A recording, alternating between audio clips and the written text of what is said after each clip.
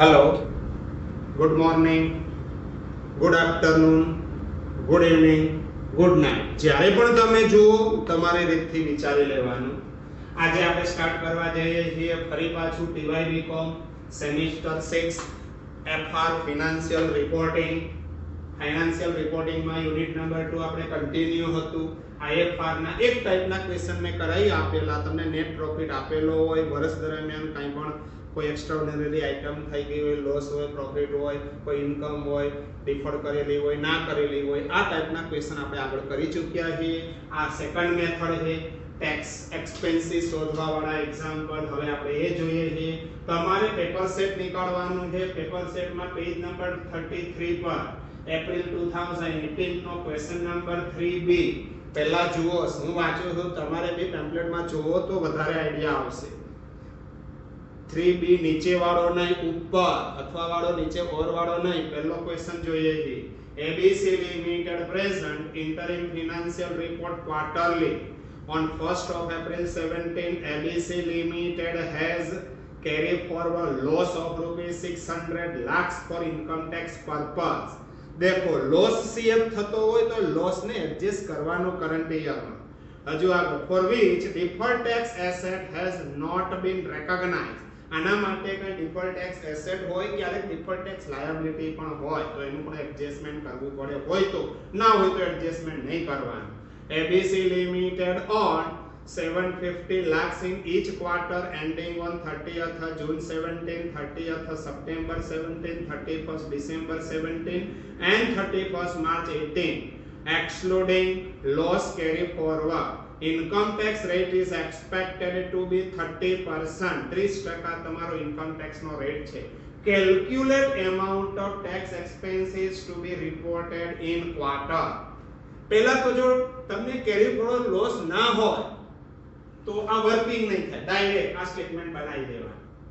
પણ carry forward loss હોય તો તમારે પહેલા તો ઇફેક્ટિવ ટેક્સ રેટ શોધવાનો. Are you calculation of effective tax rate. એમાં ત્રણ વર્કિંગ થાય. પહેલો working calculation of taxable income. અહીંયા ધ્યાન, ટેક્સેબલ ઇન્કમ અહીંયા લખું છું રૂપીઝ ઇન lakhs. બધી ફિગર હું લાખમાં જ લખું છું, ધ્યાન રાખજો. Loss CF carry forward loss મને આપેલો છે 600 lakhs. એમાં પ્લસ કરું છું. લોસ ની સાઇન નેગેટિવ હોય, યાદ રાખજો. આ કપડા પહેરાવી દો એટલે તમારે નેગેટિવ સાઇન માનવાની. Plus current year profit. Current year માં પ્રોફિટ છે 750 ઇન્ટુ 4 ક્વાર્ટર હોય. એક ક્વાર્ટર માં 750 લાખ, એવા 4 ક્વાર્ટર છે એટલે થશે 3000. એનો મતલબ આ રહી તમારી ટેક્સેબલ ઇન્કમ.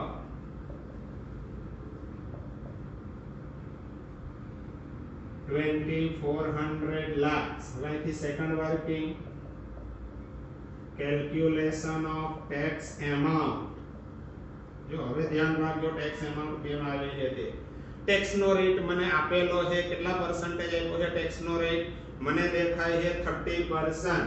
અહીંયા લખું 30% ઓફ 2400 lakhs.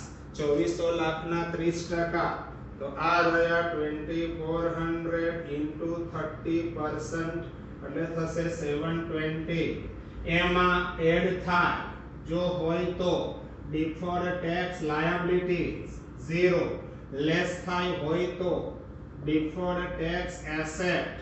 આ માઈનસ છે, આ પ્લસ છે, નથી. આ રહ્યું tax amount મને દેખાય છે 720. હવે ધ્યાન અહીંયા last one calculation of effect. આ થર્ડ વર્કિંગ. ફર્સ્ટ થયું, સેકન્ડ થયું, થર્ડ. આ રહી calculation of effective tax rate. મને દેખાય છે ઇફેક્ટિવ ટેક્સ રેટ માટે. અહીંયા ધ્યાન, તમારી ટેક્સેબલ ઇન્કમ કેટલી થઈ? 2400. અહીંયા લખાય. આ ધ્યાન રાખજો બરાબર. ટેક્સેબલ ઇન્કમ, આમ ટેક્સેબલ ઇન્કમ 2400 છે. 2400 પર તમે ટેક્સ હોઈતી, પણ તમારી કરંટ યર ની ટોટલ ઇન્કમ છે 3000. અહીંયા ધ્યાન, if current year income 3000 rupees in lakhs છે તો ટેક્સ એમાઉન્ટ કેટલા થાય? ટેક્સ એમાઉન્ટ આ એડ લેસ કર્યા પછી જોવાની 720 100 એ કેટલા આપણે આવ્યો percentage tax ના આવશે તો divided by multiplied by 100 અને divided by 3000 એટલે તમને tax ના percentage therefore tax rate is equal to 24%. 24% તમને ઇફેક્ટિવ ટેક્સ આવે. હવે દેખો ક્વાર્ટર એન્ડેડ ઓન પહેલું ક્વાર્ટર ક્યારે પૂરું થાય છે લખેલું છે 30th જૂન 17, 30th સપ્ટેમ્બર 17, 31st ડિસેમ્બર 17 અને 31st March 18. Income rupees in lakh 750 lakh 750 again 750 અને લાસ્ટ ક્વાર્ટર માં બી 750. આ થઈ ગઈ તમારી quarterly income. Effective tax rate બધામાં 24%, 24% આપણે શોધી કાઢેલો છે. આ રહ્યો 24%. તો દરેકમાં કરીએ આપણે 750 into 24% એટલે થશે 180. સેકન્ડ માં બી 180, થર્ડ માં બી 180 અને ફોર્થ ક્વાર્ટર માં બી 180. Total 720 tax expenses. આ ટાઈપનો એક્ઝામ્પલ ઓલમોસ્ટ 4 થી 6 માર્કનો પૂછાય છે દર વર્ષે, એટલે ખાસ ધ્યાન રાખવાનું. આ તમારો પહેલો એક્ઝામ્પલ પૂરો થયો. સિમિલર ક્વેશ્ચન, ખાલી ફિગર ચેન્જ હશે, બાકી 90% ક્વેશ્ચન સેમ હશે. પેજ નંબર છે 36, આ હતું 33. હવે પેજ નંબર 36 અને પેપર છે ઓક્ટોબર 18. આ રહ્યું October 18. 3B question number 3B નહીં સોરી 3A. આ રહ્યો 3A. ધ્યાન રાખજો બરાબર પેપર સેટમાં. ફરી વાંચો છું. RP Limited present interim financial report quarterly. On 1st April 17, RP Limited has carried forward loss of rupees 3200 lakhs for income tax purpose, for which deferred tax asset has not recognized. Haju આગળ. The RP Limited on rupees 4000 lakhs in each 4 quarter ending on 30th June 17, September 17, December 17 and March 18. Excluding loss carry forward, income tax rate is expected to be 30%. Calculate amount of tax expenses to reported in each quarter. ચાલો ધ્યાન રાખજો. ફરી આ જ ટાઈપનો example છે, દેખજો બરાબર. Loss carry forward કેટલો આપ્યો છે એક્ઝામ્પલમાં? કેરી ફોરવર્ડ લોસ આપ્યો છે 3200 lakhs અને કરંટ યર નો પ્રોફિટ આપ્યો છે 4000 લાખ. તો અહીંયા ध्यान રાખો, પ્રોફિટ આપ્યો છે 4000 into 4 यानी કે 16000. તો ટેક્સેબલ ઇન્કમ આ નેગેટિવ છે, માઈનસ છે, યાદ રાખજો. લોસ એટલે 16000 માંથી 3200 લેસ કરો એટલે થશે 12800. બરાબર? યસ. 30% of 12800 આના 30% કરતા આવડે છે કે નહીં? 30% 12800 into 30% એટલે થશે 3840. deferred tax liabilities નથી, deferred tax asset બી નથી, ટોટલ 3840. હવે ઇફેક્ટિવ ટેક્સ રેટ અહીંયા ધ્યાન, કરંટ યર ની ઇન્કમ જોવાની. આ રહી current year profit, current year income 16000 lakh. તો ટેક્સ આવ્યો છે કેટલો? 3840. સો એ કેટલા? તો 3840 multiplied by 100 અને divided by 16000. Effective tax rate આવશે આ રહી. Effective tax rate is equal to 24%. ફરી 24% જ છે. અહીંયા ધ્યાન, આ રહી દરેક ક્વાર્ટરની ઇન્કમ મને દેખાય છે, દરેક ક્વાર્ટરમાં દેખાય 4000 લાખ. આ 4000 લાખ, સેકન્ડ માં બી 4000 લાખ, થર્ડ માં બી 4000 લાખ, લાસ્ટ ક્વાર્ટર માં બી 4000 લાખ. ઇફેક્ટિવ ટેક્સ રેટ આપ્યો 24%. તો 24% કરવાના. સાના? આ 4000 into 24% થશે 960. ફર્સ્ટ ક્વાર્ટર માં, સેકન્ડ માં બી 960, થર્ડ માં બી 960 અને લાસ્ટ ક્વાર્ટર માં બી 960. Total tax expenses 3840. આ તમારો સેકન્ડ ક્વેશ્ચન બી થઈ ગયો. હવે આનાથી થોડું ચેન્જ છે, ધ્યાન રાખજો. હજુ એક ક્વેશ્ચન ત્રીજો બી અત્યારે જ કરાવી આપું છું. પેજ નંબર હવે તમારે જોવાનું છે એપ્રિલ 2019 નો એક્ઝામ્પલ છે. April 2019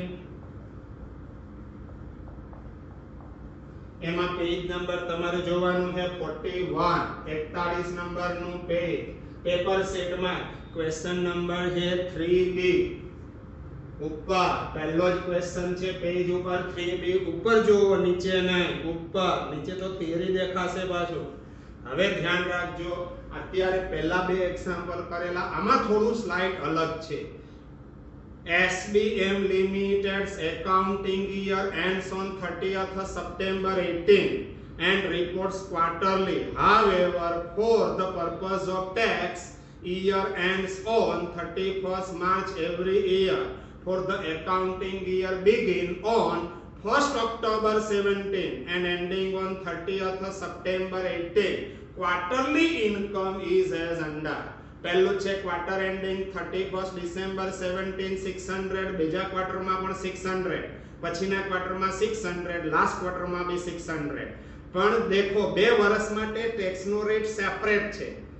average actual tax rate for the financial year ended on 31st March 18 is 30% and for financial year ended on 31st March 19 is 40%. Calculate tax expenses for each quarter. હવે અહીંયા ધ્યાન, બહુ important question છે. બે વર્ષ માટે ટેક્સનો rate અલગ અલગ આપેલો છે. હવે ધ્યાન આય, પહેલા તો તમારું ફિનાન્શિયલ યર, અહીંયા ધ્યાન, ફાઇનાન્શિયલ યર કેવું છે એ દેખો. ફિનાન્શિયલ યર તમને આપેલું છે 1st of October 17 to બોલો જી પૂરું થશે 30th સપ્ટેમ્બર 18. આ વર્ષ છે. આમાં તમારા ચાર ક્વાર્ટર આવતા હશે. એનો મતલબ પહેલો ક્વાર્ટર ડિસેમ્બર 17 પછી 18, એનો મતલબ બે ક્વાર્ટર. અને તમારું જે ઇન્કમ ટેક્સ માટે પ્રીવિયસ યર બે આપેલા છે. Pre tax rate, tax rate જુઓ, ટેક્સ રેટ માટે શું ઇન્ફોર્મેશન છે ખાસ ધ્યાન રાખજો. આ પ્રીવિયસ યર, પહેલો પ્રીવિયસ યર કયું આપ્યું છે? Previous year 1st of April 17 to 31st March 18. એનો મતલબ તમને આપ્યું 31st March 18 માટે કેટલા પર્સન્ટેજ છે ટેક્સનો રેટ આપ્યો? 30%. અને 1st of April 18 to 31st March 19 આ આપ્યો 40%. જે ક્વાર્ટરમાં જે વર્ષમાં આવતું હોય ને એ ટેક્સ રેટ રખાય. આમાં એવરેજ ટેક્સ રેટ નહીં શોધવાનો. શા માટે? કારણ કે બે પ્રીવિયસ યર અલગ અલગ છે એટલે તમારે કમ્બાઇન્ડ નહીં કરવાનું. હવે અહીંયા ધ્યાન, ડાયરેક્ટ આ સ્ટેટમેન્ટ આ ઇફેક્ટિવ ટેક્સ રેટ શોધવાનો નહીં. ઘણા લોકો તૂટી પડે છે દિમાગ ચલાવ્યા વગર. ધ્યાન રાખજો બરાબર. જે રેટમાં જે વર્ષમાં જે ઇન્કમ ટેક્સનો રેટ હોય એ પ્રમાણે એપ્લાય કરવાનો. પહેલું ક્વાર્ટર ક્યારે પૂરું થાય? એટલે quarter ended on 31st December 17, પછી આવશે 31st માર્ચ 18, પછી આવશે 30th જૂન 18 અને ત્યાર પછી આવશે 30th September 18. Income rupees in lakh, દરેકમાં આપ્યા 600 lakhs.